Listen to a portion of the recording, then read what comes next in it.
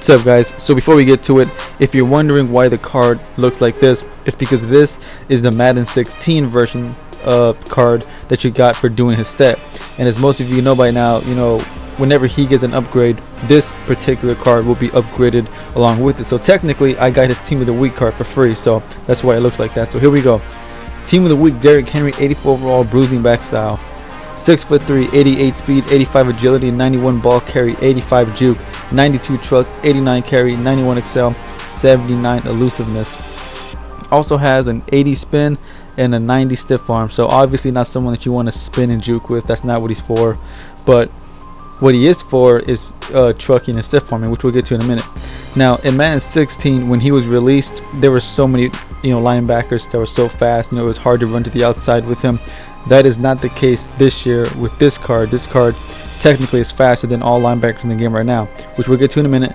But I do want to address this juking and spinning thing one last time. It's not impossible to juke and spin with them, but it's not something that you should do too often. Now, to my previous point, this right here, the speed. Like I said, he absolutely has the ability to hit the outside and just take off. I'm not saying, of course, that you should, bounce to the outside and just lean on his speed every single play, but it's nice to know that you can actually run to the outside with them and be gone. I believe the fastest linebacker in the game is Wagner with like 87 speed, so right now he is faster than all the linebackers so far, so good to know that he can run to the outside. And as you would expect, the stiff arm was nasty, man. Got a lot of whiplashes like that right there. Sometimes you get the bump off stiff arm, then right away the ignorant stiff arm. He's one of those players that if you give him enough time, he can get multiple stiff arms in one play. So very, very good, and of course not surprising whatsoever. Now when it came to breaking tackles on his own, he was relentless, man. Breaking tackle after tackle after tackle. Look at this play right here. 1, 2, 3, regain his balance. 4, 5. I mean, look at this.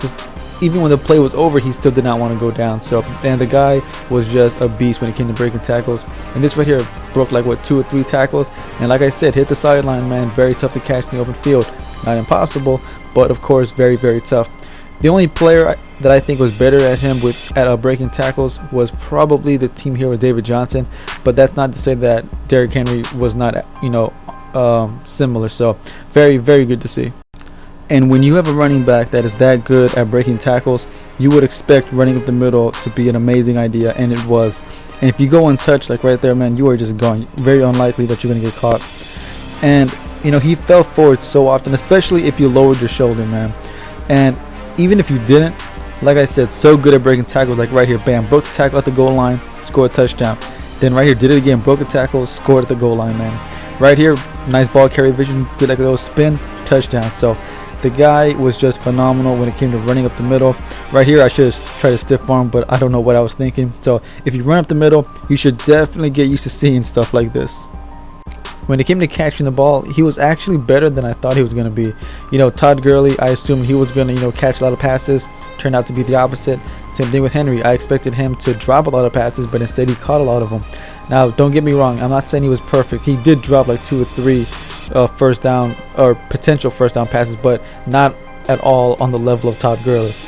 Now this right here, I believe he took like 8 or 9 hit sticks, but he did have 1 fumble, and to me that's not a bad percentage at all. But as always, guys, if you want to avoid this altogether, just cover the ball, you'll be much safer. But of course, as well as he played, as you can see, he was not always falling for it. He was not always breaking tackles and making guys look crazy. He did go down the first hit plenty of times. His only struggle point, which I said earlier, and not much of a surprise, do not juke or spin with him. That's not what he's for. However, this is what he's for, man. Trucking and falling forward. Got so many animations, like right there. Got the animation. Then he decided to break 2 or 3 more tackles because why not? And, it seemed like, look at that right there. He took the guy off his feet, man. That was crazy to me. And anyways, it seemed like the corners and safeties and linebackers, it seemed like they didn't even want to tackle him. And I don't even blame them, because tackling Derrick Henry, man, that's a business decision, okay? You are risking your financial future trying to tackle Derrick Henry. This man could break your ribs on 1 hit. And if you want proof, look at this right here. This guy flat out lets him go. Rewind that if you want to. Midway through the tackle, he said, nope, I want to keep playing in the NFL, and he just let him go. Alright. Now, I don't know if Derrick Henry is the best back in the game overall, but I have no problem whatsoever saying that he is the best power back in the game. That is undeniable. Look at this right there. Oh my god, he murdered the corner on the field. I'm surprised I didn't get a flag for excessive murder. I'm just saying, that's how. So all in all, guys, he was a great running back and an even better power back. And if you're one of those guys who loves to run people over, stiff arm people, truck them and whatnot, there's no reason Derrick Henry should not already be on your team. Right now he goes for like 25,000, and that's a fair price to me, and it's just gonna keep dropping as time goes on. Now I think to get the most out of him, you should pair him up with another running back. I'm not saying that he can't be a starting running back on his own. I'm just saying that if you pair him up with somebody like Todd Gurley, David Johnson, whoever it may be, they'll share the load and he'll always have fresh legs. Your opponent's players will keep getting tired while your running backs stay fresh and will be even more effective. But anyways, guys, that's gonna wrap this up. My next review is gonna be the award winner Tyrod Taylor. His review should be out tomorrow, maybe even tonight, who knows. But anyways, guys, if you liked what you saw, don't forget to like, comment, subscribe so you will be up to date with this content when it drops, and I will see y'all boys later. Peace.